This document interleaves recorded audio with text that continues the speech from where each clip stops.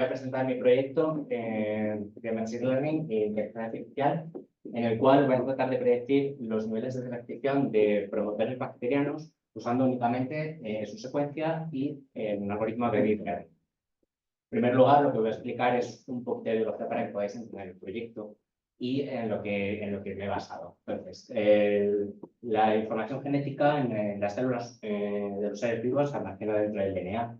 Lo que conocemos como paquetes de información conocidas como genes. Este DNA se va a convertir a RNA en un proceso de transcripción para finalmente dar lugar a las proteínas en el proceso de traducción. Las proteínas son elementos esenciales dentro de la célula, ya que son las máquinas que van a llevar a cabo las reacciones que son necesarias para la vida. Para que la vida sea sostenible, las proteínas tienen que estar en una concentración adecuada y esto se lleva a cabo gracias a múltiples capas de regulación que existen dentro de cada uno de estos niveles. Yo me voy a centrar principalmente en la transcripción debido a que es la primera capa de regulación y por tanto es de lo primero que depende la cantidad de proteínas. Todo este proceso se conoce como expresión génica. Para llevar a cabo la transcripción es necesario que el RNA polimerasa, la enzima que se encarga de llevar a cabo la síntesis de ARN, se una a una reacción del DNA que se conoce como promotor. Es esta reacción de aquí. Una vez que se une la RNA polimerasa, va a ir recorriendo el DNA y va a ir transcribiendo, transcribiendo el RNA. Una vez que termine la síntesis de RNA, lo que se va a producir es la separación de la RNA polimerasa y la separación de la hebra de RNA, iniciándose de nuevo un nuevo ciclo. La RNA polimerasa, para que se pueda unir al promotor, se tiene que unir primero a lo que se conoce como, a unas proteínas que se conocen como factores sigma. Dentro de la célula encontramos diversos factores sigma y de su concentración va a depender que se expresen unos genes u otros. Esta concentración va a variar dependiendo de las fases de crecimiento de la célula y también va a depender de una respuesta a factores externos, como puede ser un determinado estrés. Yo me voy a centrar principalmente en los factores sigma 70, ya que son los más abundantes dentro de la célula. Este factor sigma 70 se va a unir a la RNA polimerasa y va a reconocer lo que se conoce como las cajas -35 y -10 del promotor. Estas dos secuencias están formadas por 6 nucleótidos y los nucleótidos son los componentes del DNA y para resumir aquí van a ser letras como la T, la G, la C y la A. Como vemos en la imagen, estas dos secuencias de las cajas -35 y -10 están bastante conservadas y la fuerza del promotor y por tanto la cantidad de RNA que se va a sintetizar de cada gen va a depender de lo que se parezca esta secuencia a la secuencia consenso. Si la secuencia está muy conservada, el promotor será fuerte, por tanto el RNA sintetizado va a ser mucho, y si está poco conservada, va a pasar lo contrario, se va a sintetizar menos RNA. Aparte, esta regulación que depende de la secuencia va a determinar los niveles de transcripción basal de RNA de cada gen. Aparte de esta secuencia, aparte de esta regulación, podemos encontrar, por lo tanto, la existencia de represores que van a disminuir la síntesis de RNA o la presencia de activadores que van a inducir la concentración de RNA. En el caso de los represores, se van a unir a secuencias, a localizaciones no específicas y se pueden encontrar, pues, como vemos en la imagen, pueden estar fuera del promotor, entre las cajas, o pueden estar después del promotor. En el caso del activador, de forma general sí que van a estar precediendo el promotor. Van a ser secuencias entre 5 y 25 nucleótidos y van a ser específicas para cada tipo de regulador. Por lo tanto, aquí lo que nos puede surgir es la pregunta de ¿con qué propósito necesitamos estudiar la expresión génica? Pues bien, las bacterias se pueden utilizar dentro de la industria, ya sea tanto industria alimentaria, industria biotecnológica o industria farmacéutica, para producir una serie de compuestos. Estos compuestos se van a producir mediante rutas metabólicas que van a estar compuestas por diversos pasos. En el mejor de los casos vamos a tener 2 o 3 enzimas que van a ser las proteínas encargadas de llevar a cabo cada paso de la reacción. Y estas proteínas van a tener que tener una determinada concentración, ya que, como decía al principio de la charla, para que se produzca, para que sea compatible con la vida, tienen que estar a una determinada concentración que no sea tóxica. ¿Esto cómo lo podemos hacer? Pues mediante la regulación de la expresión génica, empleando promotores que tengan diferente intensidad. Por tanto, el objetivo de este proyecto de Machine Learning es tratar de predecir los niveles de transcripción in vivo utilizando únicamente la secuencia de los promotores bacterianos. Para ello, lo que voy a tratar de hacer es correlacionar las cajas -35 y -10 con la concentración de RNA que se produce en la célula y, por otro lado, tratar de identificar pues, secuencias a las que se van a unir activadores y represores. Lo primero que hice para llevar a cabo este proyecto fue la construcción del dataset, para lo cual, pues a partir de la base de datos RegulonDB, que se encuentra multitud de datos del organismo modelo Escherichia coli, lo que hice fue sacar la secuencia de promotores y clasificarlos según los factores sigma que cada promotor reconocía. Por otro lado, a partir de la base de datos ModulonDB, lo que hice fue sacar los niveles de transcripción para 4.200 genes en 166 condiciones.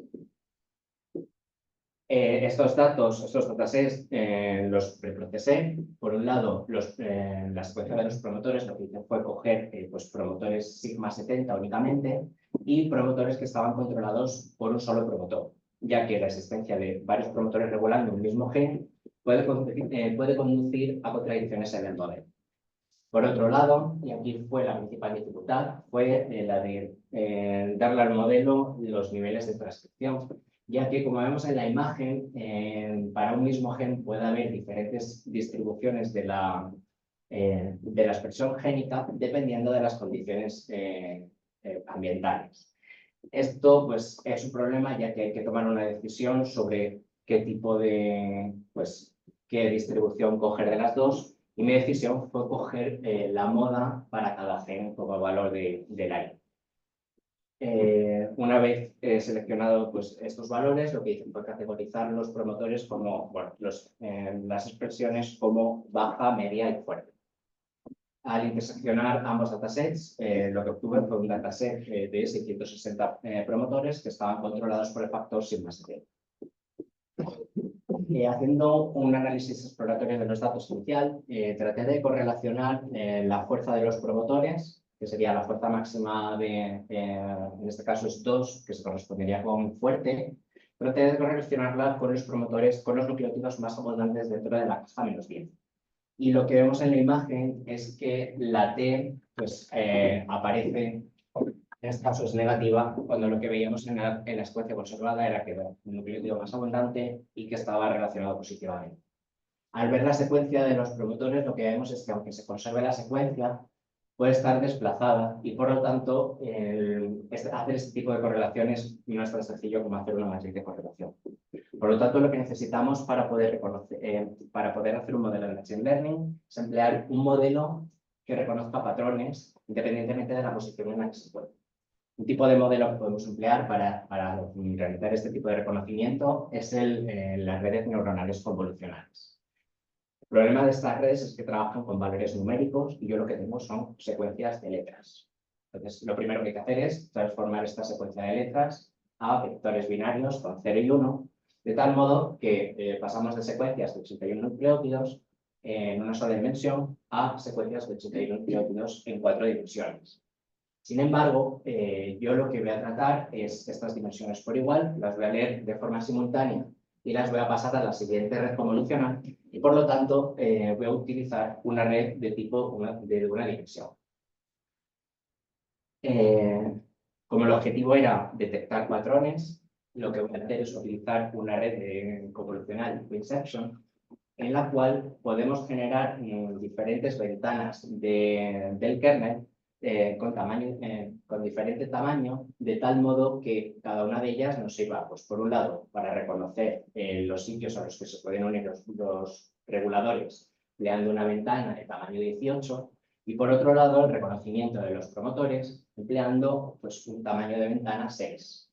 Para mantener la longitud de ambas secuencias, lo que he empleado en ambas redes convolucionales es un padding same y para reducir la complejidad en ambas he empleado un max pooling con un tamaño máximo de ventana de 2 y con un paso de 2. De modo que la complejidad de la matriz se reduzca a la mitad. Estas redes convolucionales se concatenan y se aplanan para dárselas como entrada a una red multicapa interconectada. De tal modo que tenemos 3 neuronas al final que nos clasificarán en bajo, medio y fuerte. Tras entrenar el modelo con 200 épocas, lo que vemos es que la exactitud del modelo mejora a medida que avanzan las épocas, pero se produce un sobreajuste del modelo que no nos permite llegar a una mayor precisión del modelo.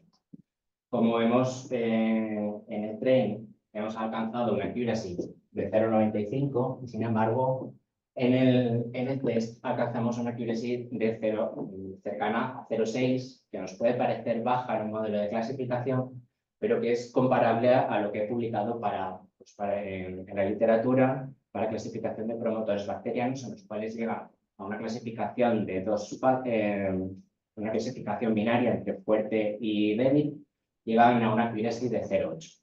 Por lo tanto, el modelo predice bastante bien al incluir una capa más y pues tener todo el genoma de la bacteria.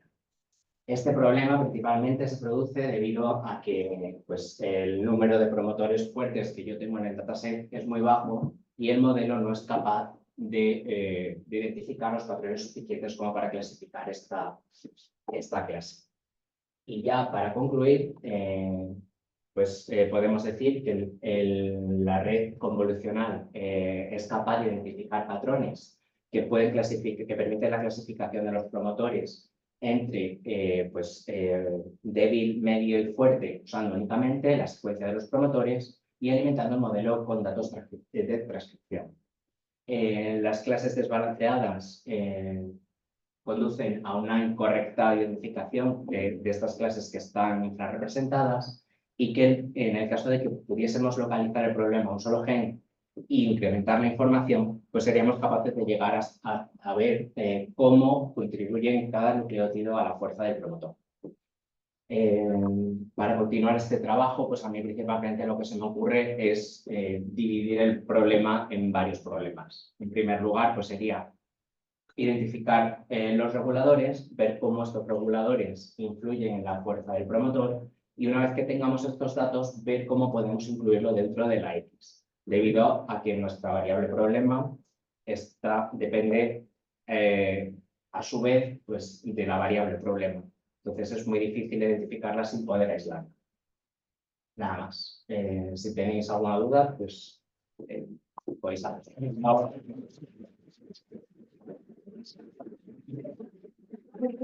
De todas formas, aquí dejo mi correo y mi LinkedIn por si alguien quiere contactar en el futuro. Estoy abierto a preguntas y sugerencias. Muchas gracias por vuestra atención.